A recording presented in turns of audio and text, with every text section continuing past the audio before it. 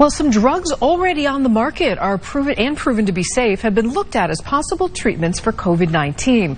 And one of those is the heartburn drug Pepcid. Hartford Hospital conducted a study with 80 COVID patients, and joining us to talk about the results is Dr. Raymond Mckay. He is a cardiologist, principal investigator with Hartford Hospital. Doctor, welcome.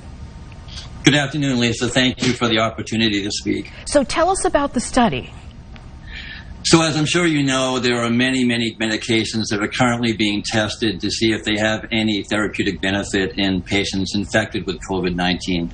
Surprisingly, one of the most interesting drugs that may have some benefit is the commonly used over-the-counter heartburn medication, Pepcid. Researchers became interested in Pepcid following a recent report out of New York City and Columbia University suggesting that Pepcid was associated with a lower in-hospital mortality in their COVID population. So because of that report, we decided to look at what impact Pepcid may have in patients hospitalized at Hartford Healthcare with COVID-19. And we found two basic surprising results. We looked at a little over, close to about 900 patients that tested positive for the virus and required hospitalization. And in that study group, there were 83 people that were treated with Pepcid at some time course during their hospitalization. The first thing that we found was, in fact, that patients taking Pepcid had a lower in-hospital mortality, and also had a lower incidence of a combined adverse outcome with either death or the need for ventilation.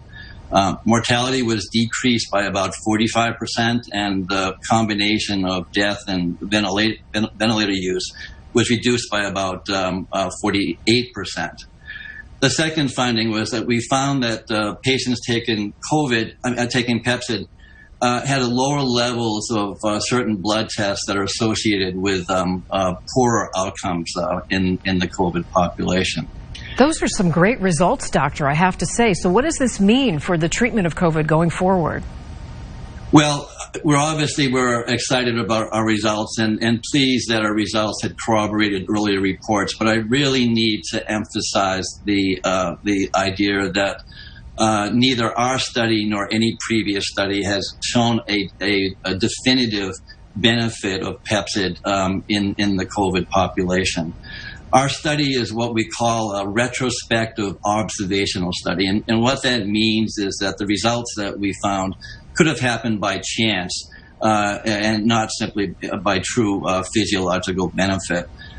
People need to understand that they should not go out and buy Pepcid and take it indiscriminately, because there is insufficient data at this point to show that it really has an effect in treating the virus. All right, so quickly, one last question. What happens next?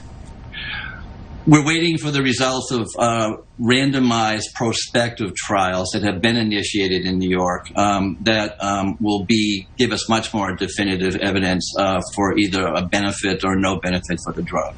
The results of those trials are months away. All right, Dr. Raymond Mckay, thank you very much for bringing us up to date on your study. Keep us posted.